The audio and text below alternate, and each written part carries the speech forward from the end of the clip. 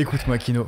Le mec, il m'a un bon coup de pression d'un coup. C'est super solennel comme départ, ça. C'est pas du tout un podcast. Bonsoir, Kino. Ah ouais, de ouf. Non, Bienvenue dans la pause M. Non, mais ce que je voulais te dire un truc premier degré. On a fait une vidéo ensemble qui s'appelle Le jeu de l'amitié, mais il y a de ça quelques Ah années. putain, oui, ok, ouais. Et à la fin de ce tournage-là, je me suis dit plus jamais je fais de vidéo avec Kino. Ah bon? Oui, je te le dis, il fallait que ça sorte. Ah bon? Oui, Pourquoi? parce que le problème c'est que c'était un tournage avec que des humoristes. Je n'ai Ah. jamais autant ri sur un tournage. Ah. Et c'était l'enfer sur Terre. Ouais, c'est vrai qu'on a eu beaucoup de fou rire. j'en pouvais plus. C'était 2 jours de rire non-stop. On n'arrivait pas à avancer, j'étais fatigué, j'étais J'ai eu éclaté. peur, je crois que j'avais fait une dinguerie. Non, tu m'as juste fait beaucoup rire. Puis le tournage avec Kino, il a chié. Alors attends, moi qui ai pas le projet, du coup, c'était quoi le tournage C'est un tournage avec le Takoum, la Elle chaîne était bien YouTube. cette vidéo en vrai. Elle était très très cool. Ouais. Puis c'est une des 4 vidéos, 4 ou 6. Peut-être ça fait. Il y a 6 vidéos sur internet où on voit mon cul. Et celle-là en fait partie. Voilà, je peux pas faire meilleure promo pour la vidéo que, que ça. On a eu beaucoup de fou rire. Ah, c'était mais que ça non-stop quoi. Ça avait duré 2 jours? Ça va durer 2 jours. 2 jours dans mon salon à faire une petite scène où il y a que du dialogue. Donc c'était un truc qui était assez rapide à tourner. Ouais. Là, 2 jours. 2 jours, mais non-stop. On tournait jusqu'à je sais pas quelle heure la nuit. J'en pouvais plus, j'étais au bout du rouleau. Mais c'était à mourir de rire, quoi. J'étais mort de rire. Et en fait, en y repensant, je me suis dit, mais en fait, c'est con parce qu'il y a 2 ans, je crois, on s'est recapté pour faire une vidéo. On se remettait dans un peu notre âme d'enfance pour jouer à des jeux de société de notre enfance, justement. Et c'était un très beau moment aussi. Et j'avais beaucoup ri parce que les gens ne savent pas ce truc-là. Parce que personne ne le voyait dans la vidéo. Mais moi, je suis tout seul à l'avoir vu. Quand je me tournais pour le regarder, il me regardait comme ça. Ah ouais, ça c'est vraiment. C'est la vanne que je fais tout le temps, quoi. C'est Et vraiment. moi, j'étais en mode, putain, faut que je tienne la vidéo. Et j'avais envie de mourir de rire. Donc en fait, on se voit tous les 2 ans pour Oui, pour des vidéos. c'est ça. Une vidéo tous les 2 Une ans. vidéo tous les C'est 2 ans. le forfait qu'on a, Grave. auquel on a souscrit. Bienvenue dans la pause M. Je suis ravi de t'accueillir ici parce qu'à chaque fois, on participe à des vidéos ensemble dans des décors un peu différents. Donc il y a eu Ouais, c'est vrai. cette fiction avec le Takoum, il y a eu le studio à Webedia avec les jeux de société. Grand souvenir de ce jour-là. Moi, j'étais en Père Noël, je me rappelle des images tout de suite. Ah oui, c'était c'est traumatisant. vrai. Moi, il y a un truc, je pose ça là, et on en parlera tout au long de l'émission. J'ai une théorie selon laquelle je suis quelqu'un de profondément pas drôle. Oh, ça y est, il va m'énerver. Oh, ça y est, ça va me tendre. Et je te Mais attends, jure- attends, je te propose un truc parce qu'aujourd'hui, on a vraiment genre, c'est son métier l'humour. Oui. D'accord? C'est ton métier, on est d'accord. Ouais. Cet homme fait du stand-up. Il faut que tu juges dans cette vidéo à la fin de savoir si cet homme est drôle ou pas. Parce qu'à chaque fois, il arrête pas de dire oui, voilà, moi je sais que je suis quelqu'un de profondément pas drôle. Alors, non, j'ai réfléchi à ce truc-là aussi. Je mets une nuance. Maintenant, je dis que je suis quelqu'un de profondément drôle de manière ponctuelle. C'est mieux. C'est mieux. C'est mieux que de dire je suis pas drôle. Mais je pense sincèrement que je suis quelqu'un dans la vie de tous les jours pas drôle. Alors, je me trouve drôle moi-même. Je m'auto-divertis énormément. Mais vivre avec moi, je pense, c'est vraiment un enfer. Je pense que tu te fais juste chier avec moi. Bah non. Y a pas besoin d'être drôle pour être intéressant. Ah. Ah, Hmm. il marque un point là. Bah ouais. Je suis quelqu'un de profondément pas intéressant du coup. Alors, je suis un peu drôle, mais pas intéressant. Comment tu veux te dénigrer plus que ça finalement quoi? Je suis pas intéressant, je suis pas si Non, drôle. Je pense que je suis vraiment quelqu'un d'intéressant. Mais Je me définis comme tel. je sais pas si ça se dit ça. je suis quelqu'un de profondément parfait, je pense. Non, Je non. voudrais prendre exemple sur moi, mais en toute modestie, attention, hein, sans me faire des fleurs, hein, mais. Non, je pense que je suis quelqu'un de pas très drôle dans la vie de tous les jours. Bon, ça fait longtemps qu'on parle, il Oui. faudrait qu'on introduise les tisanes tout de même. Oui, parce que alors, tu es arrivé dans ce concept-là pour déguster des tisanes. Et non pas des thés, parce que quand t'es arrivé ici, t'as dit des thés. Et ça, attention, un thé, une fessée. Attention. C'est quoi la différence alors? Bah, il y a de la théine dans le thé. Il y a un principe actif en gros qui est la théine. Là, Ok. la tisane, c'est d'autres vertus. Voilà, le café, caféine. Thé. Il y en a un qui est plus un excitant et l'autre qui est plus un. Ça calme, c'est un peu. Attends, véridique. Ça se dit la caféine? Bah oui, Ah ouais? c'est un mot qui existe. Ok. Non, mais je l'ai dit et j'ai fait, mais attends, est-ce qu'il existe vraiment ce mot? Et ça m'a. Faudrait mettre un rewind de. Je suis intéressant. Je suis quelqu'un d'intéressant, ça c'est sûr. J'ai dit la caféine? Non, mais alors, intéressant, mais justement, ça provoque la discussion, c'est un échange. Est-ce que ça existe la caféine? Oui. Il a dit est-ce que ça existe? Oui. Fin de discussion. C'était pas très long comme discussion. C'est comme, j'ai un autre mode de vie, tu vois. Je suis le genre de mec à me promener avec un briquet dans la rue. Je ne fume pas. C'est pour dépanner les gens qui Oui. fument. À chaque fois, on me demande, est-ce que tu fumes? Je fais, bah non. Non, c'est pas la bonne façon de raconter. On me dit plutôt, est-ce que t'as un briquet? Je fais, oui. Ouais. Mais tu as bu Thomas ou c'est quoi le principe de ce podcast? Je comprends pas le principe du. C'est terrible. On passe du. Le pauvre, on l'accueille du vraiment, thé et au c'est- briquet. Je comprends pas. On dirait le... que t'es complètement foncé. Mais de En fait, ouf. c'est pas de la tisane, c'est de la bœuf en fait. On te l'a pas dit, c'est Je comprends différentes pas, ça sortes. fait une demi-heure, il y a aucune cohérence. Je suis pas briquet. quelqu'un de drôle. Tu sais, il y a pas de transition et tout. Regarde, on en parlait hier, mais je pleure. Ah ouais, c'est vrai. Oui, je Et il pleure. T'es très émotif, hein. Ah oui. Moi, je rigole Ou très pas. sous. Non, mais je rigole. Alors, je rigole pas souvent, mais quand je rigole, c'est de manière forte et je pleure instant, quoi. Ah ouais. Et quand j'étais au collège, je coupais les cours tellement je riais. J'avais des flots qui coulaient. Je riais tellement que que les cours s'arrêtaient, quoi. Et tout le monde riait. Parce que j'ai repensé à ça il y a pas longtemps et je me suis dit, tiens, j'aimerais bien retourner au collège juste pour ça. Pour rire. Pour rire. Pour moi, il y a une dépression sous-jacente. Hein. Je retourne J'ai au le collège traumatisme pour de rire. l'enfance, j'aimerais retourner régler 2-3 trucs. Je rigole plus depuis 2014. Non, mais il y a un truc où j'ai moins de fou rire. Je rigole souvent, mais j'ai moins de fou rire sincère où t'exploses de rire, tu vois. Après, Ouais. je viens pas te voir en spectacle souvent. D'ailleurs, je t'ai jamais vu en spectacle. Ah ouais? Ah ouais, c'est horrible. Je t'ai jamais vu en spectacle. Ou sur scène, non? Sur un plateau ou... Je t'ai jamais Non, vu sur scène. jamais. Ah ouais, d'accord. Du coup, maintenant, tu joues au Jamel Comedy Club. Ah ouais.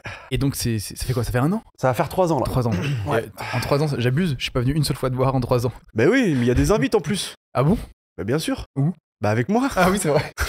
Bah, tu joues quand la prochaine fois? Ce soir. On peut venir ce soir? Bah oui. Bon. C'est 20h ou 22h. On y va ce soir? Bah, moi, ça me va. hein. Bon, bah, ce soir. Allez. Bon, C'est- bah, fin. C'est très rapide. Ça y est. Et c'est pas incroyable. Il passe le coup de fil en live. C'est incroyable. génial. Ouais, ça va. Ouais, j'aurai 2 invites pour ce soir. C'est pas possible. Écoutez, On te verra sur Discord. Évidemment, je n'appelais personne, mais c'est possible. Mais ce soir, c'était si presque je décroche. crédible. Oh, si je décroche vraiment comme ça, en mode. Ouais, pour moi, il appelait vraiment un parrain de la mafia montée. Ouais, non, de ouf. excuse-moi, tu peux avoir 2 places, s'il te plaît. Ce serait insupportable. Eh, moi, je propose, il faut qu'on boive une tisane. Donc les tisanes, on a créé des tisanes spécialement pour le podcast parce que on voulait inviter des créateurs, des artistes, etc. Et donc on voulait pas juste mettre des tisanes du commerce. Il a fallu qu'on les invente, qu'on les crée. Et donc on allait en herboristerie pour créer 5 goûts différents, enfin 5 saveurs. C'est-à-dire, je sais pas si t'as déjà bu des tisanes de grande surface, mais tu sais, ils ont toujours des jeux de mots un peu louches. Tu sais, t'as repos tranquille, digestion facile, donc Ah oui, ouais. on s'est pris au Ventre mot. plat. Et tout ça pour dire que du coup, nous, on a créé nos propres jeux de mots qui sont peut-être un peu plus cocasses. Alors il y a brouillard cérébral, Rêve lucide. coup de barre, Mein Kampf. Oula. Ah oui, d'accord. Nous avons aussi Nuit blanche. nuit blanche et repos éternel. Les tisanes, en fait, c'est une idée préconçue que c'est vraiment fait pour se reposer. Parce que, par exemple, Nuit blanche, c'est presque un excitant. C'est-à-dire que tu prends ça, tu ne dors pas. Là où la plus puissante, ça se rapproche presque du sédatif. C'est-à-dire que l'étape d'après ça, C'est de la drogue. c'est de la drogue. Non, mais en fait, chaque tisane est un degré d'activité, de puissance, d'énergie. Nuit blanche, qui va te booster à fond pour tenir toute la nuit, jusqu'à repos éternel, qui va t'endormir complet, qui va éteindre les voix dans ta tête. J'y crois pas du tout. Bah, écoute, moi, je vais me faire une petite tisane. de la mafia, quoi. Moi, je vais prendre coup de barre, tu vois, parce que j'ai un Enfin, petit après, coup moi, de je barre. suis pas très réactif aux substances. Genre, je prends un café, ça me fait rien, tu vois. Ah bah tout pareil. Donc, c'est pour ça que je suis assez curieux de. C'est nuit blanche. Ouais. Si tu veux être tonifié un Ah ouais, petit peu. ouais. Ouais, bah nuit blanche, Je vais vas-y. être tonifié, ouais. Et bah, je t'en prie. Non, mais parce qu'il y a un truc, moi ça fait 1 an que je suis à Paris là. Ah ouais. Mais Tout ouais. récent. Ben ouais. T'aimes bien? En fait, je sors pas à Paris. Je vais jamais dans le centre. Je suis tellement tout le temps en train de bosser dans tous les projets qu'il y a à côté. Et puis même avec ma fille Carlito, enfin, je bosse beaucoup. Donc tout ce côté un peu touristique, visite, sortie, bar, machin, je fais 0. Et je ne sors pas. C'est juste Naturalia et Juste, c'est ma herboristerie, sortie, quoi. ouais. D'accord. Et en fait, là, moi, ça fait 1 an que tu vois, j'ai un appartement qui est juste à côté du studio où on est là. Combien de mètres carrés? Quel prix? 15 608. 15 mètres carrés? Ouais. Et tu payes combien? 608. Oh, tu te fais baiser, hein. Pour Colombe, c'est très cher, hein. Bah, j'ai pas trouvé en dessous de Parce 730. que moi, dans le deuxième, j'avais 20 mètres carrés, je payais 700. Bon, merde, hein. Attends, mais c'est pas possible. Moi, je vais te trouver une annonce, hein. Oui, mais faut que je sois ici, quoi. Oui, mais c'est possible. Qui croit qu'il y a que un appart à Colombe? Faut que je sois là, quoi. Faut que je sois dans le coup. Parce que là, c'est quoi ton budget? Mon budget, ben, c'est le moins cher. Mais 630, je peux difficilement faire plus, quoi. 630. On va trouver ça. Parce qu'après, faut que je mange. Déjà, je mange que des patates, là. C'est quoi ta vie, là? Je comprends pas. Y a rien qui va depuis le C'est début. lui qui va repartir, va se dire, Oh, mais ça a l'air tellement complexe. Mais sa par vie. contre, je suis pas quelqu'un de drôle, hein. Je m'auto-divertis énormément, par contre. Est-ce que toi, tu t'auto-divertis au quotidien? Ouais, bah, je suis un peu obligé, hein. Quand j'écris des trucs et tout. Genre, toi, quand t'écris tes sketchs, tes vannes, genre, faut que ça te fasse rire, et à ce moment-là, tu te dis, genre, Bah, ouais. Le problème, c'est que des fois, ça me fait rire et ça fait rire que moi. ah, c'est qui est marrant. Est-ce que ça t'arrive des fois quelque chose que t'écrives que tu trouves pas drôle, et par contre, t'es déjà tombé sur un banger avec un public et tout? Ah, oui, de ouf. Ouais. Bah, oui. En fait, souvent, t'écris des trucs en te disant la vanne, elle va être là, sur cette phrase-là ou ce mot-là. Et en fait, avant ça, les gens, ils se marrent. Et sur la vanne que tu pensais drôle, c'est. C'est quoi la part d'impro et de choses écrites rodées dans tes spectacles? Je pense qu'il y a 70% d'écrit et 30% d'impro, quoi. Des fois, ça peut être plus. Ce qui est énorme. Ouais. C'est trop bien. Mais oui, du coup, on a la sensation de voir un spectacle original à chaque fois. Et c'est ça qui est grave cool. Si tu Ouais. réserves plus de 30% d'impro. Bah, ouais, carrément. Moi, j'ai une question que je me suis toujours posée, que je n'ai jamais posée à un humoriste, c'est que ton métier, il est basé sur l'humour. Tu vois, genre, tu dois faire rire les gens. Et donc, ça impose le fait que toi, tu dois arriver avec une énergie, genre, fun, positive, machin et tout. Mais toi qui dois avoir une vie, à peu près comme tout le monde, à peu près normale, où tu Après, dois un avoir peu des déprimante. problèmes, certainement. Enfin, je te souhaite pas d'avoir des problèmes, mais comment tu gères ce truc-là de. Peut-être qu'il t'arrive à une dinguerie, t'as un spectacle, donc faut que quand même tu restes dans l'attitude. Comment tu gères ce flot d'émotions, du coup Bah, on n'a pas le choix, hein. Ouais, c'est ce truc-là. Donc tu t'obliges à te dire, ok, là, c'est spectacle, donc. Il y a une fois où j'ai fait 40 heures de garde à vue, où j'avais tout un week-end où je devais jouer et tout machin. Et en sortant, j'ai appelé tous les comédiens en disant pardon, excusez-moi, machin. Et je suis allé jouer direct, alors que j'étais déphasé, quoi. Et en fait, j'ai raconté ce qui m'était arrivé direct sur scène. direct sur scène, quoi. Après, tu peux rendre des choses tristes, un peu comiques aussi. Ah, mais c'est le principe en vrai. Hein. Après, ça répond pas vraiment à ta question, mais en gros, ça m'est déjà arrivé, et comme tout le monde, genre grosse rupture, grosse embrouille avec ton mec ou ta meuf, et hey, c'est à toi dans 5 minutes. Et t'arrives quand même en mode genre, ça va. Ouais. Mais il y a ce truc-là où, en vrai, je pense que c'est un moyen hyper intéressant d'aller mieux dans la vie, d'être humoriste. Parce que des problèmes qui peuvent t'arriver, des choses chiantes. Non, mais j'imagine, je mets beaucoup de déprimés quand même dans ce. Oui, mais je lance un ballon comme ça, en mode, contrairement aux autres gens qui vivent pas dans ce milieu-là. Là, t'as l'opportunité de pouvoir en rire. Ouais, ça dépend juste de l'humain, tu vois. Est-ce que t'es capable de prendre assez de recul pour te dire c'est drôle, tu vois. Je sais pas si c'est vraiment une thérapie. Je pense pas que les gens font ça pour la thérapie, tu vois. Mais... tu vois, une fois, pareil, moment un peu relou. Et quand j'étais à Font-avec-You, on devait faire un sketch. On avait vraiment, c'était le matin, on devait écrire pour l'après-midi, pour passer. C'était filmé par tout le monde, par l'équipe technique et tout. C'était retransmis après sur la chaîne YouTube du Font-avec-You, etc. Vraiment, c'était un truc d'impro. Donc, faut écrire, mais t'écris ta trame vite fait, mais tu pars en impro. Et juste avant de passer sur scène, j'ai quelqu'un qui je flirtais. Il m'annonce qu'il a un cancer. Et il doit être en mode, attends, il faut que je fasse un sketch d'impro pour faire rire les gens. Et on vient de m'annoncer que mon crush a un cancer. Mais j'étais là, sur l'instant, j'étais en mode, j'ai pas du tout envie de faire un sketch, quoi. Là. Bah ouais. Et donc, je suis passé sur scène quand même. J'ai fait tout un sketch sur le fait de. Oui, ce mec là-bas, il a un cancer. Oh le bâtard. Non, mais c'était sur le fait d'avoir frôlé la mort. J'ai parlé de la fois aux Seychelles, quand je suis parti il y a très longtemps, j'ai failli mourir à cause d'une noix de coco. Notre coco qui est tombé ou que t'as mangé? Ah non, qui est tombé. Ah ouais, oui, vraiment, je marchais et tout. Ah ouais, non, mais. C'est une angoisse, ça. Angoisse totale. Ah, ça t'est arrivé, ça, c'est ouf. Ah ouais, je marchais tranquillement. En plus, j'avais 6 ans. Donc ta tête, elle est quand même moins grosse que la cabosse de coco. Ouais. Je marchais tranquillement et tout, avec mon masque, mon tuba et tout, en mode je vais aller me baigner et tout. Et là, d'un coup, j'entends. Et je sens un courant d'air qui passe derrière moi là. Et en fait, j'ai paniqué de ouf quoi. Il y avait vraiment une noix de coco qui a fait un gros boom. Tête en sang et tout? Non, je me suis pas pris un coco. Elle est passée vraiment juste derrière moi. Elle est passée à ça de ma tête, tu vois. Elle est passée juste derrière. Mais non, mais je serais mort si je m'étais pris un coco. Bon, un bon gros traumatisme crânien, certainement. Non, je serais mort. Véridique. Hein. Le poids quand ça tombe beaucoup, hein. De 15 mètres, ta tête. Il y a beaucoup de morts. Caché, quoi. Non, c'est l'enfer. L'épitaphe sur la tombe, elle est pas dingue. Elle est pas dingue. C'est vraiment une mort. La noix de coco de trop. Ça fait vraiment la mort de bande dessinée, quoi. Et donc j'ai raconté ce truc-là, mais pareil, la fois où j'ai failli mourir, aux Seychelles, pareil. J'ai failli mourir trop de fois aux Seychelles. Parce que je voulais aller nager dans la mer qui était en face de moi, la mer qui est transparente, l'eau est chaude, tu vois Nemo partout, c'est incroyable. Je nageais et tout d'un coup, le fond de la mer, il est noir. Je vois plus rien, je vois plus les poissons, je vois plus les cailloux, je vois plus rien. Il y avait que des grandes algues noires, des oursins avec des pics, comme jamais j'ai vu de ma vie. Et j'étais en mode, je panique totale. Et à ce moment-là, coup de flip, je sais plus nager. J'oublie comment nager. Tu t'es laissé mourir, quoi. Ouais, j'étais en mode. Et mon frère est venu, j'ai dit en courant, mais compliqué de marcher sur l'eau. Il est venu en nageant à toute trombe pour me récupérer et tout. Et vraiment, j'étais en train de me noyer complet, quoi. Et bref, je raconte plein d'anecdotes comme ça, des fois où j'ai fait mourir et tout. Et je disais aux gens, enfin, savourer la vie, l'instant présent, parce que ça peut venir du jour, dans l'instant, tu vois, la mort. Et à la fin, je finis en disant, je dédicace ce truc-là à un tel qui m'a annoncé qu'il avait un cancer et tout, et je voulais lui faire un petit clin d'œil et tout. Donc, je lui ai fait un petit clin d'œil, je lui ai envoyé la vidéo après. Il m'a dit, putain, mec, tu m'as fait pleurer à mort et tout. Mais par contre, je me devais, tu vois, de mettre ça en avant, de faire un petit clin d'œil, de rebondir là-dessus pour en faire un sketch, quoi. Et en fait, ça m'a vachement inspiré de rebondir sur ce qui s'était passé. Les épreuves de la vie comme ça peuvent vraiment t'inspirer, je trouve, pour faire des trucs. Sinon, tu t'inspires de ta vie, dans tes expériences personnelles, j'imagine. Ouais, c'est ça. Hein. Ouais. Après, je pense que toi, c'est un taf passion. Mais je pense qu'il y a un côté aussi, quand tu vas sur scène, même quand t'as un coup de mou, un truc, tu vois, tu fais rire des gens et tout. En vrai, ça te procure un sentiment de satisfaction aussi, je pense, il y a ce truc-là, tu vois. Et à l'inverse, quand ça se passe mal, t'es déjà mal. Oui. Ouais, ok, ouais, là, ça doit être. Quand t'es déjà mal. Si, c'est bien. Drôle. Ouais. Tu sais quoi, dis rien, prends des notes et à la fin on fait un bilan. C'était un jeu de mots un peu timide, mais efficace. Ouais, faut peut-être l'assumer un peu plus. En fait, quand t'es déjà. Pardon d'exister. Toi qui es dans ce game-là, d'ailleurs, ça m'intéresse de savoir. Est-ce que ça t'intéresse l'acting? Parce que j'ai l'impression que tout stand-upper, des fois, a une évolution un peu vers l'acting. Ouais, bah oui, je pense qu'en vrai, on a un peu tous ça. J'en ai fait un peu, hein. J'ai tourné un peu dans la petite histoire de France sur W9.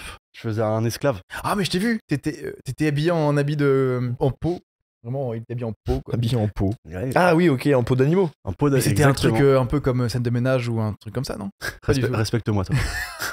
En gros, c'est le Camelot de W9 quoi. J'ai eu des propositions sur Insta des casteurs quoi qui viennent en mode on aimerait te caster pour un film et tout. Et je suis très mauvais en casting donc j'ai pas eu de rôle quoi. Bah écoute, pas encore. C'est très gênant. T'en as déjà fait toi non? Oui. C'est gênant. Moi j'aime pas. Hein. Oui, on te dit fais ça, ça. Et puis après, des fois, on te dit bon bah merci. Enfin, ceci dit, quand la fois ils m'ont dit bon merci. En fait, ils m'ont rappelé après pour me donner un rôle. Ah bah sympa.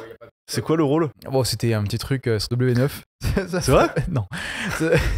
Drôle? Oui, drôle. Non, mais, Baromètre, il augmente là. ouais. En fin d'émission, attention. Hein. Moi, j'attends Il le va être en topo. stand-up là-bas. C'est vrai que pour moi. Ce soir, il est chez Jamel. Alors, j'ai un sketch à faire d'ailleurs après. J'ai jamais fait. Bon, alors là, attends, excusez-moi. T'as vraiment un sketch écrit? Enfin, je l'ai jamais écrit, mais. Un sketch en stand-up? Non, mais moi, le stand-up, ça m'intéresse de ouf. Je rêve d'en faire. Hein. Ah bon? Ah, mais de ouf. Ça fait 10 ans que je veux faire du stand-up, tu vois. Mais j'ai jamais trouvé le timing. Il y a toujours 1000 projets à faire en parallèle et tout. Et tu peux pas t'investir dans le stand-up en mode je fais ça pour le loisir vite fait, un petit peu sur mon temps libre. Attends, parce que là, j'étais pas au courant de cette info. T'as écrit un sketch de stand-up. Mais j'ai pas écrit. En fait, j'ai une vanne. Et j'ai pensé une vanne très très forte et j'ai tellement pensé forte qu'elle est restée écrite dans ma tête. Mais je l'ai jamais écrite sur papier. Quoi. C'est quoi? Bah, je vais vous le dire. Alors c'est de pute. Ah oui d'accord. Non mais c'était. Il est concentré et tout, il nous regarde genre. C'est à moi. Tu sens qu'il veut te faire rire. S'il la fait pas rire, il arrête. Là, sa carrière n'existe pas après ça. Mais déjà ce qui est con c'est que t'as annoncé la blague. Bah ouais quoi. en fait fallait pas t'as faire annoncé ça. et tout, j'ai une blague, j'y pense et tout. Mais, non, mais... Fallait que tu la balances et Mais tout. oui. T'amènes le Mais vas-y, il vas-y. fallait une thématique. Vas-y. Le truc c'est que je pensais pas le faire maintenant et donc du coup j'ai pas rerodé mon truc, tu vois. Je sais plus comment le commencer. D'accord. Donc je vais le feeling. À tout moment ça floppe. Bah oui voilà. Balance-la plus tard sans l'annoncer. Ah ouais. Et après tu dis c'est ça la vanne. Oh, j'avoue c'est pas con. Allez.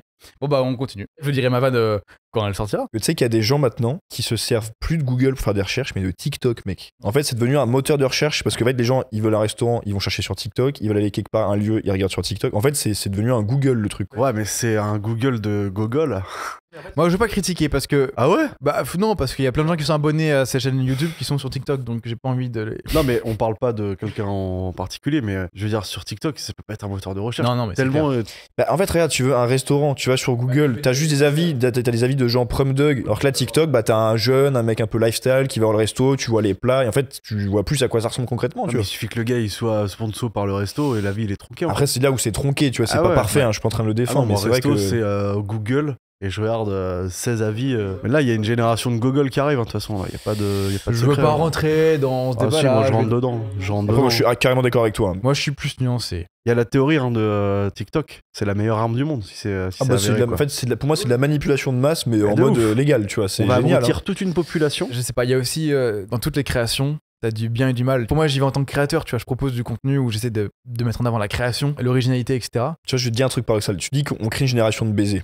Et c'est vrai, en fait. Ils bien sont sûr. tous cassés le cerveau. Mais du coup, techniquement, toi, c'est ta plateforme. Toi, tu travailles avec TikTok, tu postes tes vidéos, c'est comme ça que ça fait des vues, que tu peux être connu. Donc c'est là où t'as vu, c'est un peu dur de jauger le. Est-ce que ce que je crée, ça aide des gens? Est-ce qu'en même temps, c'est pas si mal? Moi, en tu fait, vois j'ai un avis sur la question. C'est pas une génération de gogol. Pour moi, la responsabilité, elle est avant tout sur les épaules de gens qui proposent du contenu. En fait, quand tu consommes, tu vas consommer un truc qui te fait rire, machin et tout, mais en soi, c'est parce que ça fait des vues que les créateurs mettent ça en avant. En fait, c'est notre rôle en tant que créateur de pas non plus mettre de la merde sur les réseaux, tu vois. Il y a toute une économie un peu sombre. Je suis pas d'accord parce que tu regardes les contenus qui cartonnent le plus. Ah, il n'y a pas de justice. C'est pas ceux qui ont le plus de travail, de créativité. C'est que des cassos quoi. Oui, mais je veux dire, c'est pas l'application, c'est pas TikTok le problème. On idolâtre des gogoles maintenant. Alors que des gars comme toi ou n'importe qui vont créer un truc en mode genre voilà je vous raconte. Les gens s'en battent la race. Non, mais ils veulent être divertis, c'est pas avoir des gogoles, ils veulent être divertis, je pense. En fait c'est le principe de la télé-réalité. Ils veulent voir des gens qui sont plus abrutis qu'eux. Oui, mais c'est là où moi je pense qu'on a un mauvais débat. J'ai vraiment un parti pris sur la question. Du coup je le quitte. voilà, je m'en vais. Et je me mets en off. Non, mais en fait, on sait que nous, on a envie d'être divertis. Si on va sur les réseaux, c'est aussi pour passer du bon temps, c'est pour rire. Souvent, on va au shot pour regarder des vidéos, tu vois. C'est pas. Ben alors oui, nous oui, parce qu'on a la trentaine. Et en fait, on a grandi quand on était ado, on n'avait pas trop ça, tu vois. C'était limité quoi, le temps de divertissement sur les ordi et tout. Un portable, t'avais Flappy Bird là et c'était fini quoi. Maintenant le problème c'est que à partir de 11 ans, t'es dans TikTok, mais t'es vraiment dedans quoi. Et donc ça va se construire, la génération elle va se construire autour de ça. Et contrairement au TikTok chinois, où eux c'est vraiment de l'éducation pure et dure et tout, pendant 2 heures c'est que du contenu institutionnel, nous ça balance des gogoles. Les ados ils regardent des trucs de gogol et ils deviennent gogoles. Oui, mais il y a un truc de discipline aussi, c'est que la responsabilité, elle est ok, c'est le créateur, c'est ok pour le consommateur, mais le problème n'est pas la plateforme. Il y a un truc aussi où je pense que on sait que les gens aiment consommer des choses divertissantes pour passer un bon moment et tout. Ça me rend fou, les créateurs qui disent non, l'algorithme il est contre nous et tout. c'est pas l'algo qui est contre toi. C'est pour moi, c'est toi qui a. Enfin, toi, c'est pas toi à toi. C'est toi, c'est à nous de rendre aussi notre contenu plus accessible, plus dans les codes de ce qui se fait, mais tout en apportant, je pense, le fond. Parce qu'on critique qu'il n'y a pas de fond, mais en même temps, si on ne fait pas de contenu qui nous apporte du fond, ça viendra pas tout seul, tu vois. Je pense que les réseaux sociaux, c'est comme tu dis, les gens ils y vont pour se vider la tête. Oui, mais tu peux très bien les prendre par la main. Mais bien sûr, mais il y en a plein et encore heureux. Mais le contenu qui est principalement regardé. Mais parce que c'est fun à regarder, et je pense que ça s'arrête là. Mais sauf que bon. Moi je pense que c'est plus grave que ça. Hein. Des fois, mais en plus, je dis ça, je critique et tout, mais je suis un des premiers consommateurs de TikTok, je passe des heures dessus par jour. Quelle est la part, toi, en tant que créateur, dans ce que tu fais dans tes créations? Parce que je vois que tu fais Alors beaucoup... moi en fait, j'aime beaucoup à. Non mais je vois que tu développes à fond tout ce qui est ça, TikTok, Reel et tout, je vois sur ton compte, t'en fais plein. Ouais. Et comment tu te places là-dedans? Moi le truc c'est que, alors déjà moi je fais des vidéos depuis que je suis tout petit quoi. Donc j'ai toujours kiffé ça. Je crois que ma première vidéo elle date de 2011 quoi sur YouTube. Et en fait avant quand tu faisais du stand-up, tu faisais du stand-up quoi. Pour remplir ta salle fallait flyer, fallait être sur les plateaux machin. Oui et c'est tout. vrai que c'est un coup de com maintenant hyper et maintenant, mais il y en a en fait ils remplissent des salles grâce à leurs vidéos faites dans leur salon et tout machin. Mais ils ont tellement une commu sur les réseaux et tout que ça marche. C'est là où ça peut rendre fou. Et en fait, c'est là où tout, je trouve, corps artistique maintenant, t'as pas trop le choix. T'es obligé d'être sur les réseaux. Mais c'est horrible, c'est un autre métier en fait. T'es community manager de ton propre taf en fait, hein, vraiment. Mais non, mais c'est clair en fait. Et tu te dis, à la base, donc il y a le stand-up et tout. Il te faut 5 ans pour arriver à être drôle quoi. Si tu piques pas de vanne sur Twitter. Comme typique. Grave. Moi je suis pas du stand-up, c'est pas moi. Je t'ai regardé comme si c'était toi, mais non, pas du c'est tout. pas moi. Donc ça prend du temps quoi d'être drôle sur scène et tout. Ouais. Ça prend du temps de remplir une salle, ça prend du temps d'avoir une communauté qui se crée sur les réseaux en faisant que du stand-up et tout. Maintenant, tu fais un TikTok, c'est plié. Exactement. Mec qui fait un TikTok, ça cartonne, ça lui remplit sa salle. Tu vas le voir, c'est éclaté. Mais c'est là où on vient à un monde où il y a de moins en moins de justice en fait. Bah ouais. C'est-à-dire que c'est pas le talent qui prime. Venez, on se fout en l'air. Bon, peut-être pas. Too much, quand même. Pas tout de suite. T'as trop bu de non mais il est blanche. top, c'était là. Tisane, elle me fait parler de TikTok. Non mais il y a vraiment ce truc où en vrai il y a pas de justice dans le sens où c'est plus le talent qui prime, tu vois. Mais excuse-moi, mais mec, à une époque où Internet n'existait pas les gars. Bah en fait si t'avais vraiment un talent, bah ça t'a mené vers le succès, tu vois. Bien sûr. Mais si. Mais si. Regarde bien les sûr années que si, 80 mec. en termes de musique. Les années 80 gros. Tu faisais un vieux son dans un studio, il était diffusé ou quoi. Ouais. Mais Carton. tu connais pas les affaires, peut-être que dans la maison de disques, il y avait des. Tu connais pas les affaires. Il a des phrases de mafieux. Tu connais pas les affaires. Tu connais pas à l'époque, c'était compliqué. Non mais c'est vrai. Parce que nous, on a l'impression qu'ils pop d'un coup et qu'ils sont devenus connus et tout, sans internet. Mais en vrai de vrai, il y a de la négociation de ouf derrière. Dans les années 80, tu faisais une télé, hein. Oui. Où t'es humoriste, où t'es machin. Mais parce que pour arriver à la télé, faut bien venir de quelque part, tu vois. C'est du réseautage, de la négo, faut bien se placer. C'est de la manigance. C'est sûr qu'il y a eu plein de trucs comme ça. T'es pas connu juste par talent. J'y crois pas du tout. Non, mais la question c'était avant Internet. Oui. Est-ce que c'était plus simple d'être connu avant Internet? C'est ça la question, Et quoi. bah, je pense que c'est aussi compliqué maintenant. Sauf que c'est pas les mêmes codes maintenant. Plus simple Ah non, d'être mais- connu, attention, quand tu avais du talent. C'est pas pareil. C'est que il y a plein de gens qui ont du talent, mais parce qu'ils ont pas les codes d'internet, ça ne marche pas. Et ça revient à ce que tu dis en mode, il y a des gens en fait, ils ont rien, concrètement, hein, mais ils ont tellement compris le mindset des gens et ce qu'ils veulent, Exactement. bah du coup ça marche. Mais je pense quand même qu'Internet a facilité le fait de montrer au monde, mec, le monde entier. C'est-à-dire qu'il y a des mecs qu'on peut travailler depuis, je sais pas, la Chine, l'Inde, machin. Mec, à une époque, je parlais avec mon grand-père il y a pas très longtemps, mais il m'a fait me rappeler à quel point une époque, il connaissait rien. Tu vois, nous, quand on voit les documentaires sur le débarquement, machin, les infos, tout ce qui se passait en France, il m'a dit, mais nous, à notre époque, pendant la guerre, bah, on savait ce qui se passait au village. Ah bah oui, bah Genre, ouais. le débarquement, il m'a dit, tu vois, il a entendu à la radio, tu vois. Mais pendant plein des semaines après, il savait pas où allaient les troupes, qu'est-ce qui se passait, tu vois. En fait, mec, il y avait un manque tellement cruel d'informations à une époque, là où maintenant, mais tu peux tout savoir. Ouais. Alors attends. Je peux dire un truc nuancé. Je pense pas qu'il manquait d'informations. Je pense qu'ils avaient surtout que les bonnes informations. Les infos utiles. Tu vois, par exemple, je n'écoute plus du tout les infos, ça m'intéresse pas. Pour moi, si un truc est vraiment important, ça va m'arriver à mes oreilles un jour ou l'autre. Si c'est pas réellement important, je saurai jamais et ça va pas changer ma vie. Pour moi, la vraie info qui a le mérite d'exister, c'est celle qui arrivera à mes oreilles un jour ou l'autre. Je vais pas aller la chercher, tu vois. Je crois que d'ailleurs, c'est Mouloud Achour qui avait interviewé une centenaire et qui avait dit un truc que je trouve assez intéressant, c'est que tu sais qu'à cette époque-là, il savait pas tout ce qui se passait dans le monde, mais elle m'a dit on vivait pas plus mal quand même, tu vois. Et puis il y a un truc qui est assez malsain, c'est qu'on dit qu'on a beaucoup d'informations. En réalité, on a très peu d'informations. On a beaucoup de faits d'événements, mais quand tu te renseignes un peu sur l'événement lui-même, t'as pas les conditions, dans quel cas ça a été fait, qu'est-ce qui s'est dit à ce moment-là. Enfin, en fait, t'as très peu d'infos sur le moment, sur ce qui s'est passé. Et sur l'après, dès qu'on te balance une grosse news 6 mois après, plus personne n'entend parler, tu vois. Et justement, dans ce qui se passe, est-ce que ces événements t'inspirent toi pour tes sketchs ou c'est surtout ta vie Bah perso? oui, moi à l'inverse, je suis obligé quoi de regarder toutes les infos, toutes les. Mais ton inspiration vient plutôt des événements ou de ce que tu traverses Des toi? deux en vrai. Hein. Dès que je vois une info qui est un peu C'est même pas qu'elle soit insolite ou quoi, mais je vais voir un truc et je vais me dire, ah ouais, il y a Ouais. quand même un truc à faire avec ça. Quoi. Ouais, il y a des potentiels. Parce que c'est marrant, faut en parler quoi. Mais non, ouais, j'ai pas mal de trucs d'actu, ouais. J'ai pas mal de trucs d'actu. Mais parce que ça t'intéresse aussi de base, j'imagine. Tu pars un effort particulier peut-être d'aller chercher l'info. Je sais pas. Pas plus que ça. Hein. Enfin, j'ai toujours regardé, tu vois, les infos. Oui, mais est-ce que tu les- regardes plus maintenant que t'écris, que tu fais des. Ah tes oui, par sketchs contre, oui. Maintenant, oui, ça Ah oui, m'a- donc bah t'entretiens oui, le truc pour bosser à fond. Ouais, carrément. Ok. Carrément, le matin, ça m'arrive de faire plusieurs sites d'infos. Ouais, bah grave. Moi, je fais une dépression à ta place. Je veux plus devenir humoriste. En fait, ce que j'aime bien, moi, c'est les infos à la minute, quoi. Oui. C'est-à-dire que Ouais, il y a beaucoup c'est de live. instantané. Ouais. C'est instantané. T'as un truc qui tombe. Genre récemment, là, sur Cobaladé, son accident et tout, ça tombait à la minute, quoi. Ouais. Est-ce Ouais. qu'il est sous stupéfiant, est-ce qu'il est pas sous stupéfiant, machin, comment ça se passe, qui est décédé et tout. Donc, non, moi, j'aime bien, c'est comme ça que je me renseigne. Ouais. Il y a un truc qui me fait beaucoup rire. Enfin, je sais pas si c'est drôle, mais le fait de remarquer, ça me fait rire. J'ai l'impression que tous les premiers spectacles d'humoristes, ils parlent toujours de dépucelage. Tu as un problème. Putain, c'est fou. J'étais chez Lidl la semaine dernière. Tu vois, il parle encore de il parle encore de Hein non, beaucoup d'humoristes parlent de sexe, mais des premières fois, je sais pas qui t'a en tête, mais Bah, j'avais Antoine Sainte-Nac, mais. il parle de ça lui, de sa première fois sur scène. Il parle de sexe par rapport à la fête foraine, tout ça, mais Ouais, je sais pas, de premier amour, de première. Après, de première fois en général, tu vois. mais en tout cas, le sexe c'est un sujet, oui, très très banalisé dans le stand-up carrément. Et donc ma vanne. Transition avec ma vanne qui parle de sexe. Parce que, vous voyez, sur les applications. De rencontre. Ouais. Ouais. Tu te chauffes souvent à un moment ou à un autre, tu vois. Et j'étais en mode, non, première fois. J'ai pas envie de foirer, tu vois. J'ai envie d'avoir un truc, le faire sincèrement, d'avoir un bon souvenir, faire un truc cool, tu vois. Et là, c'est quelqu'un qui me chauffait de ouf. Et j'étais en mode, bah, là, j'ai une opportunité. Je peux pas la nier, j'ai une opportunité. J'avais 19 ans à ce moment-là. Ok. J'étais en mode, bon, allez, pourquoi pas, tu vois. Et donc, le problème, c'est que je suis chez mes parents, c'est galère. Je peux pas inviter des gens chez moi. Je peux pas aller non plus chez l'autre personne. C'est compliqué quand t'es chez tes parents et enfin quand t'es encore jeune, tu vois. Bien sûr. Bon, il restait la voiture. Ouais. Bon, pas dingue la voiture, surtout quand t'es en Twingo. Il y a pas beaucoup de place dans une Twingo. On se donne un rendez-vous, rendez-vous le soir venu. Et sauf que moi, à cet âge-là, sortir de chez mes parents, c'était 22h30, Possible, tu vois. Donc trop chelou de partir. Je faisais jamais ça, tu vois. Mais du coup, t'as fait comment? T'es parti en douce? Je suis parti un peu en douce, sauf que quand je vais à la porte, mon père il descend les escaliers, il me fait tu vas où? Je vais baiser. il a paniqué de ouf. Pardon, excuse-moi. Non, c'était en mode non, il sort, machin, non. Et t'as dit quoi du coup comme excuse? J'ai dit bah je vais voir un pote Ouais, moi, classique, 22h30. Quel jour de la semaine? mardi. Moi, classique. Et donc je pars en bagnole. Enfin, j'ouvre le portail, je commence à sortir la voiture de la maison. Tu le sens ou pas conduire comme ça, genre? Allez, j'y vais. Et mais t'es pas en confiance, Allez, toi, t'es en mode. allez.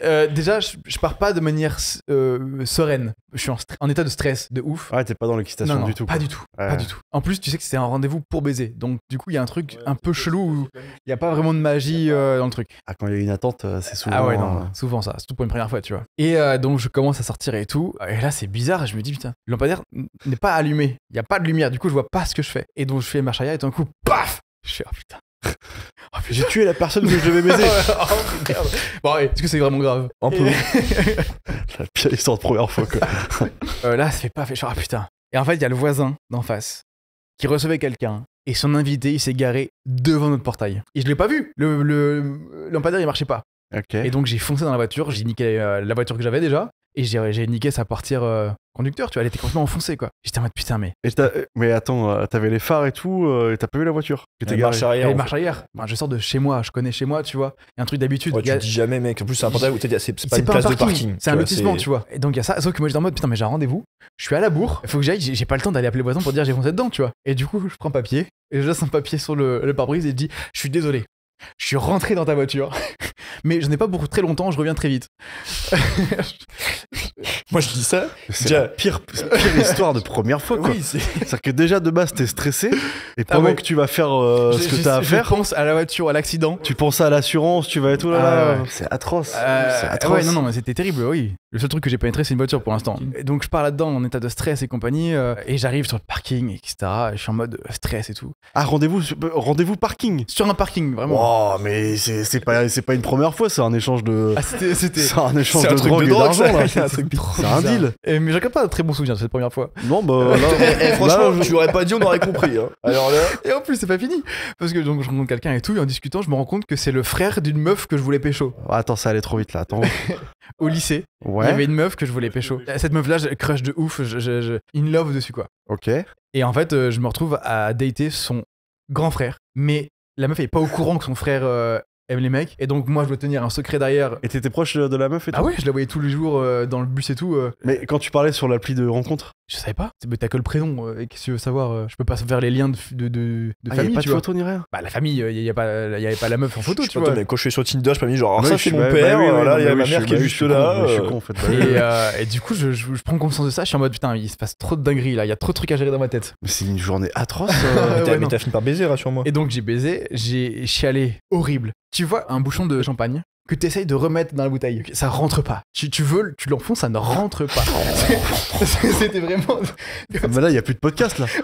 Là, il y a plus rien là. Je te dire, peut-être il fait de l'illusion parce qu'il pleurait, la Mais de mousse, ouf, machin. mais de Et il ouf. fait, et mon cul est tassé dedans, ça rentrait pas, merde. Et gros, je suis là, waouh. C'est impossible que ça sorte ça. Cette partie-là, tu pourras pas la sortir là. Wow, c'était- Attends. J'ai l'impression que ça a duré 5 jours, alors que ça a duré peut-être 5 minutes, ça a tout pété. Hein. Mais 5 minutes d'un enfer comme pas possible, quoi. Horrible. Et donc ça se termine et Plus tout. tu pensais à la bagnole que t'avais tapé Ouais, avant. Le tout ça. daron en plus. Oh là là. Et en fait, Le grand frère. et j'étais en mode, tiens, c'est bon, ok, bah, c'est fini. Maintenant, je rentre. Donc, je rentre, je retourne au lotissement. La voiture est toujours là avec l'invité. Et donc, du coup, j'appelle le voisin et tout. Je dis un ding dong. Et c'est moi, j'étais dans la voiture. Alors, j'appelle ma mère quand même parce que j'ai jamais fait de constat dans ma vie à ce moment-là. Et donc, les voisins arrivent et tout. Enfin, les deux étaient complètement torchés. Ils font à ma mère, sale pute, tu peux pas, je sais pas moi, surveiller ton fils ou je sais pas quoi. Enfin, un truc, mais Ah ouais? ah ouais, fils de pute, machin. On a pris cher complètement, quoi. C'était un truc, mais c'était ouf. Et en plus, l'invité, c'était le père d'une de mes potes que j'avais au collège. Je croyais vraiment que t'allais dire que c'était le. Ah oui. C'était le père. Du mec que j'ai pécho. De ouf. Ouais, oh. C'est beaucoup là. Et donc, bref, on fait le constat et tout, ça se passe, mais c'est un calvaire jusqu'au bout, quoi. Mais c'est quoi cette journée horrible? Mais il y a même pas de blague. Et donc, on finit le constat et tout. Je vais pour rentrer chez moi et vraiment, je me suis fait enculer dans tous les sens du terme, quoi. Ah, ça la vanne. Ouais. Ah, c'est pas mal. Et c'était horrible, quoi. Quelle horreur. Quelle horreur, une horreur. Oh, Et tu vois, moi qui rêvais d'une première fois incroyable. En vrai, Kino, ça, tu le racontes en stand-up. ça fait une très bonne histoire de stand-up. Ah bah moi c'est ce que je voulais raconter. Mais il faut rajouter un angle et une morale. Oui, bien sûr. Mais l'histoire de base en stand-up, elle est folle. Dans le stand-up, il faut se livrer, tu vois. Ah oui, voilà. Là. Il faut être dans l'honnêteté et tout machin. Donc déjà, t'as ça. Tu racontes un truc hyper intime que ta première fois. Donc déjà, les gens, ils sont conquis. Et l'histoire, elle est folle, quoi. Ouais, franchement. Bah, je vais le jouer ce soir, je pense. Venez. Ouais, tu reprends mon T'imagines, histoire. je le fais ce soir. Ouais, vous savez, ma première fois. Donc c'était l'histoire que je voulais faire en stand-up si j'avais lancé une carrière de stand-upper. Mais j'ai encore la vie devant moi. Hein. Tout à fait. Là, juste, tu vis complètement là du stand-up. Oui. T'as mis combien de temps pour en arriver là entre le moment où t'as lancé la machine et le moment où t'as pu en vivre vraiment? 5 ans. 5 ans? Oui. Ah, tryhard. Ah oui, bah oui. En fait, j'avais des tafs alimentaires. Le soir, je jouais. Et en fait, pour la première étape pour en vivre vraiment, c'est devenir intermittent du spectacle. Oui. Et donc, faut accumuler des cachets, ce que j'ai fait pendant 1 an. C'est galère quand tu fais du stand-up en plus, parce que tout le monde te paye pas en cachet dans les salles, non? Non, bah surtout à l'époque, il y avait beaucoup de chapeaux. Maintenant, c'est interdit, mais. Et tous les gens, les spectateurs étaient en chapeau. C'était Exactement. très typique de ces C'est salles. tous fans d'Inox Tag. Ouais, c'est fou. Non, le paiement au chapeau, c'est qu'en gros, bah, à la fin, les gens Ouais. mettaient Ce qu'ils veulent, là, de l'espèce, ouais. voilà, des billets, des C'est pièces. plus légal, ça, maintenant. Non, ça a été interdit Ah bon il y a 3-4 ans, je crois. Bah, c'est de l'argent noir, hein. Ah oui, ok, C'est ouais. pas légal. C'est pas déclaré, quoi. Ouais. Donc, Et donc maintenant, tous les comédie clubs fonctionnent en facture ou en cachet. Donc Ok. c'est beaucoup plus simple maintenant de Mm. devenir intermittent et d'en vivre. Mm. C'est vraiment le vieux qui parle de stand-up et tout, mais à l'époque, nous, c'était beaucoup plus compliqué d'avoir des cachets. Ouais, je te parle de ça il y a 10 ans, quoi. Ouais. Donc ouais, j'ai mis 5 ans. J'ai commencé en 2014, je suis devenu intermittent en 2019. Et tu voudrais faire quoi, genre, là t'es dans le Jamel Comedy Club, Ouais. tu te régales, je sais pas. Je me régale, c'est une chance de malade. Ouais, oui, non, mais dans ce sens-là, tu vois, en termes Ouais. d'opportunité. En fait, si tu veux, maintenant, tu sens qu'il y a de la pression un peu de partout, qu'il faut être Tu efficace. sens qu'il cette faut- pression-là? Et bien sûr, la troupe du Jamel Comedy Club, c'est tellement désiré par plein de monde. Oui, tu sens que si jamais t'as plus trop de succès, tu dégages et t'as un petit Complètement. place, ouais. Et ça va arriver parce que ça tourne à chaque saison. Donc j'ai de la chance, moi, d'être encore là pour la 3e saison. Ok. Mais Oui, un je turnover, sais que, mais bien sûr, et c'est normal. Mais je sens un peu ce truc-là aussi avec McFly et Carlito. Non pas que je vais dégager tout le monde, mais il y a une pression. Alors, je pense que tu te mets aussi un peu tout seul. Mais tu sais que t'as un job qui fait rêver quand même pas mal de monde. Bien sûr. Et que si jamais t'es pas assez bon, pas performant ou pas rapide ou peu importe, tu peux vite edge parce que t'en as plein qui sont très compétents qui veulent ta place. Oui, c'est ça. C'est qu'avant où tu faisais ça pour la passion, genre waouh, j'ai trouvé un nouvel angle pour écrire. Là, quand j'écris, moi je suis en mode genre faut que ça pète le truc, il faut que ça cartonne. Je peux pas arriver avec un truc un peu on verra. Ce qui est paradoxal parce que c'est la méthode pour écrire quoi. Arriver avec un truc au départ qui est c'est pas. Ouais, après tu peux faire ça au fur et à mesure, tu peux roder au fur et à mesure des ouais, trucs. C'est ça. Mais tu sens que t'as moins de temps pour être efficace, on va dire. Ouais, je comprends. Et donc là, tu fais toute la saison jusqu'à juin, juillet. Tu vois, par exemple, une deadline qu'il y a, c'est que les émissions elles se tournent entre mars et avril. Ok. Et il faut à chaque fois un nouveau passage de 7 minutes. Alors on se dit 7 minutes, ça va quoi. En un mois, ça s'écrit. Mais en fait, 7 minutes bien gaulerie de A à Z, je pense que t'as du charme de ouf. C'est un an quoi. Parce que là, c'est capté pour la télé, pour Canal. Ouais, bien sûr. C'est présenté par Jamel. C'est pas un 7 minutes genre en mode je 7 minutes, c'est à peu près marrant. Non, faut que ce soit efficace. Et évidemment, quand tu captes le truc, c'est là où t'es le moins efficace parce que tu te mets une pression de bâtard et tu perds. Enfin, en tout cas, c'est ce qui m'arrive quasiment à chaque fois. C'est que mes captas, quand je les regarde, je les trouve limite catastrophiques quoi. Ah ouais, à ce moment-là Par rapport à ce que je propose, en tout cas en plateau normal, où je suis vraiment efficace et ça marche bien. Les captas, à chaque fois, je tapais à côté, quoi. C'est peut-être mon ressenti juste à moi, tu vois. Mais voilà. Non, il y a vraiment une pression dans le stand-up, quoi. Et encore plus avec l'arrivée des réseaux et tout machin, ça a changé le game. Tout va tellement rapidement que faut pas louper le coche, tu vois. Il y a un truc de. Il y en a, ils arrivent, ils sont déjà trop forts, quoi. Ils sont déjà trop forts sur scène, ils ont un 7 minutes de ouf. Tu vas sur leur Insta, ils ont 300 000 abonnés. Tu fais, ah ouais, mais en fait, c'est bon, il est déjà installé, quoi. Vraiment, en 10 ans, je suis encore en galère, quoi. Il y a le Jamel, ça va, c'est cool et tout, mais c'est pas la folie non plus, quoi. Bah après, c'est le truc aussi quand tu veux faire un métier passion à la base. C'est que tu vas dans un truc créatif où t'as pas de référence, t'as pas de structure, carrément. t'as pas de. Mais c'est ça, et même là, hein, tu vois, ça fait 10 ans que je fais ça et tout, je suis encore en mode, je sais pas combien je vais avoir d'argent par exemple le mois prochain, quoi. Ouais. Ça fluctue de malade, t'as pas de stabilité, t'es. Ouais, bon, c'est ça qui fait le charme aussi. Non. Il y en a qui aiment bien, hein. Ouais, moi j'aime pas. Non, ouais, moi je t'avoue que moi c'est un des seuls trucs que j'ai le plus, c'est justement l'espèce de. Il y a pas le stabilité financière, tu vois. C'est que moi vivre en me disant comme ça, tu vois, le mois prochain, comment on fait? Bah grave. Bah de toute façon, à partir du moment où c'est un peu ton propre patron, ouais. Moi c'est pour ça qu'au début, je me rappelle, j'entendais pas dire, moi salarié vivant, jamais. Je suis libre et tout. Puis en fait, t'es libre, et tu commences à me dire, je suis même bien libre là, même un peu trop libre, tu vois. Genre. Ouais, mais c'est le prix à payer pour faire ce que tu aimes, quoi. Il est vidéaste, notamment pour Natou et Ludoc. Retrouvez la nouvelle émission de La Pause M avec Alexandre.